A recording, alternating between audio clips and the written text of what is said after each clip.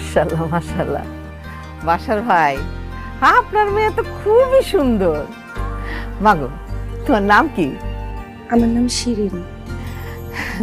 শিরিন, তুমি লেখাপড়া কতটুকু করছো? জি, আমি উপজেলা কলেজ থেকে ডিগ্রি পড়ছি।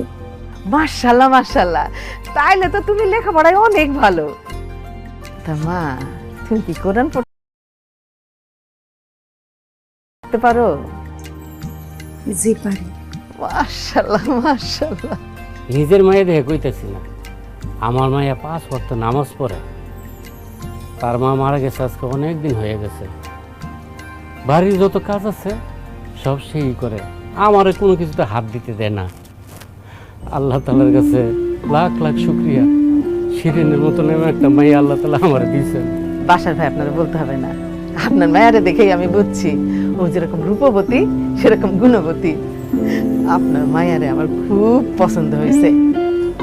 কি রে মানে, তুই কেন চুপ করে বসে রইছিস? মানে শিরিনের কাছে কিছু জিজ্ঞাসা করার থাকলে জিজ্ঞাসা করে নে, তুই যাচাই বাছাই করে নে, বিয়ার পরে কিন্তু কিছু করতে পারবি না। আমি আর কি যাচাই বাছাই করব? আমার জিজ্ঞাসা করার কিছু নাই। তবে একটু যদি দাঁড়াইতেন।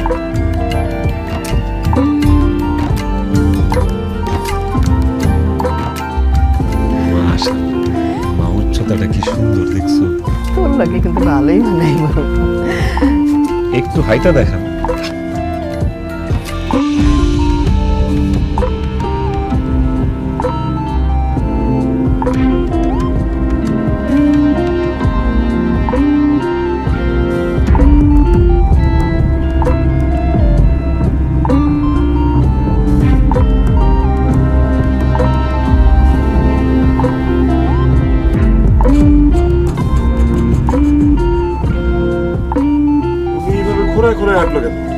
পায়ে কি ব্যথা পাইছেন নাকি? আপনি কি পায়ে ব্যথা পাইছেন?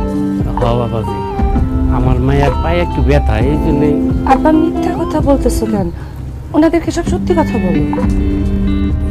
মানে আপা, আমার মায়াটার পায়ে একটু সমস্যা আছে।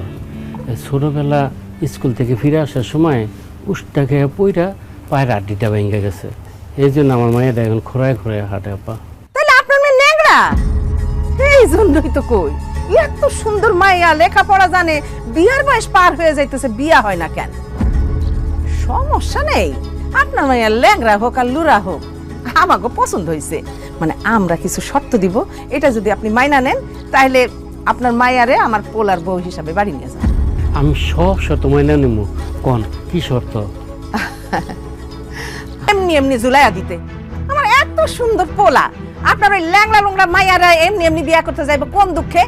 আমি যেটা যেটা বলছি সেটা যদি দিতে পারেন, বিয়া হইব, নাহলে হইব না। আমার আব্বা গরিব জানো, আপনারা এত কিছু যৌতুক চাইতেছেন কোন আক্কেলে? এই, মুখ সামলায় কথা বলেন। আমরা কিসের যৌতুক চাইতেছি? আপনার মতো একটা ল্যাংড়া লুলা মাইয়ারে বিয়া করে আপনার বাপের মুসিবত দূর করার চেষ্টা করতেছি।